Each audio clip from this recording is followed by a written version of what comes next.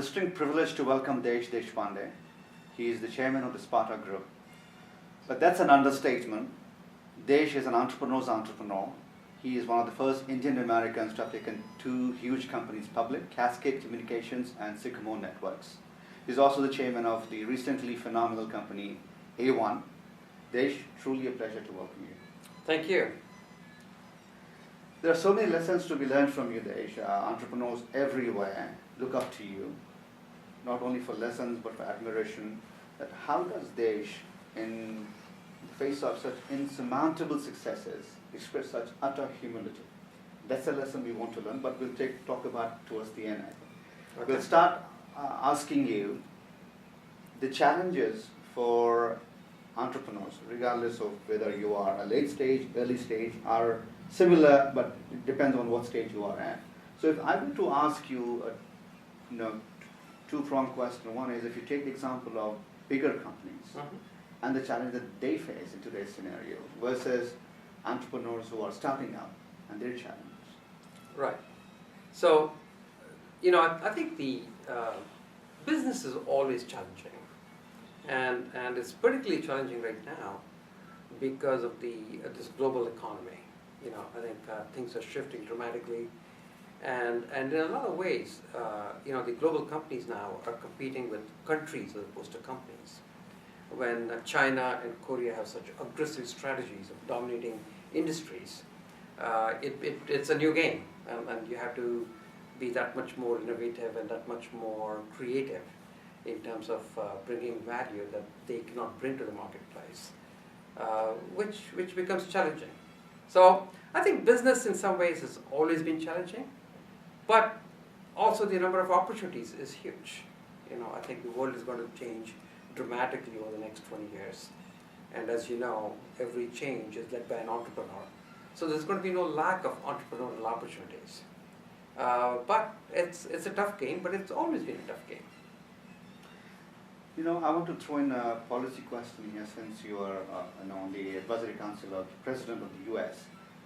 Governments always try to take our initiatives and make policy. They struggle very hard, but they never gel with the right audience, which is the entrepreneurs. There's no proper connectivity, and there's always complaint from entrepreneurs that the policy is always wrong for us. And on the other side, government tries to do that. Now that they are roping in smart people like you, I'm trying to understand, if you would like to share with us, are there any new strategies that should come out that will really help the American entrepreneurial system? Well, one of the biggest things that I think I've personally been working on is just the new ideas. I think U.S. has always been very good in innovation and entrepreneurship, but it used to be a thing that's nice to have. But in the new economy, we have to learn to do it a lot better. Not just to be nice, but just as a survival thing. Because the standard of living is so high in the US, unless you can base the economy on innovation, it's going to be very hard to sustain the lifestyle here. And one of the places where new ideas get generated is squarely universities. In the 80s and 70s, when we did our companies, a lot of our ideas came from Bell Labs and IBM and so on. But that isn't going to happen anymore. In the sense, a lot of these companies cannot afford to do basic research. Bell Labs could do basic research because AT&T was a monopoly. So the responsibility of idea generation has squarely moved back to universities. And one of the things that I've been working on for the last 10 years at MIT, through the Deshpande Center for Technological Innovation, is to really see if there's a way we can make these innovations have a bigger impact, either societal impact or economic impact. If you can, and in the last 10 years we've shown that clearly you can, by connecting the innovation a little bit more directly to relevance. So sort of the formula that we have worked on is that innovation plus relevance is equal to impact. That is, innovators in universities have to come up with great ideas, and then the entrepreneurs have to take those great ideas and make companies out of those. And US spends about $150 billion a year. So the US taxpayers spend $150 billion a year. It's a lot of money. And so if there is a way we can get a lot more out of that $150 billion, I think we can really get this thing turbocharged. And I'm seeing a lot of very positive moves in the government. For example, the Department of Energy. You know, the Department of Energy set up a fund, and there's a gentleman by the name Arun Mujumdar who actually runs that group. And he absolutely believes in this model. So he's so committed to actually funding all the new initiatives and making sure that they are directly connected to venture capitalists and entrepreneurs and so on, that I think we're going to see some good companies come out of that effort.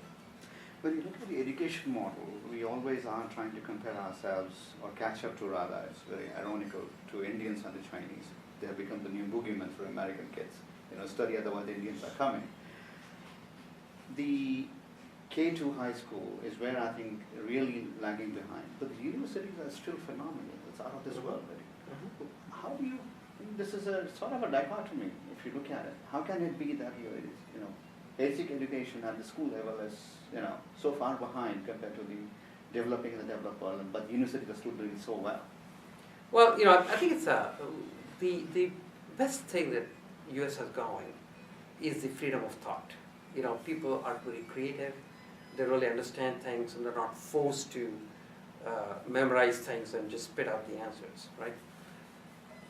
But I think US is doing pretty good. You know, in some ways, it's funny now when I hear about this gloom and doom about how it's so much better in Shanghai and Bangalore as opposed to whether Detroit, Cleveland, or Boston or California. I think US is actually doing pretty good. And we just need to feel proud about the fact that what we're doing is good and build on it, as opposed to sort of suddenly get into this gloom and doom of it's true that entrepreneurship and innovation existed only in US and there was nothing there. All those guys are now coming up and they're also becoming a part of the global economy. But that doesn't mean that the opportunities are going away here. I think there is a lot of opportunities. People have the education, we have good infrastructure, we have good entrepreneurial ecosystem, we have venture capital, we have everything here. And so I think it's more, people need to start feeling good about themselves more than anything else, I think. I want to take the reverse spin now, since you are also an Indian American entrepreneur. You went to prestigious IIT. How do you think Indians are suddenly doing so well? Or is it, you know, just the IITs and the top and a few schools of the country? No, actually, you know, entrepreneurship in India is alive and well, everywhere, at all fronts. In fact, I'm even more excited about entrepreneurship in India at the very basic level. You know, the kind of problems that India needs to solve, you know, we have 500 million people who cannot read and write. So the way you solve those problems has to be very different than the traditional ways that you solve problems. And anytime there's a new way to solve problems, you need entrepreneurship. And I think so far, India in the sort of the entrepreneurship 101, they have mostly participated in using their skills and talents to solve the problems of some other countries, some other companies. You know, all the greatest companies that you hear about, Infosys and Wipro and all these companies. In some ways, it's tremendous what they've done. It's tremendous value they've created. But most of that effort is to make some other companies better in some other countries or some other countries better. The next generation of companies, I think, are the companies that are really using the technology and the management skills and else to solve the problems right there in India. These are companies, these are non-profits, these are non-government organizations. You know, one of the organizations that I'm involved with, Akshay Patra, you know, they built that kitchen in Hubli where we're doing most of our work. They do 185,000 meals a day, 12 cents a meal.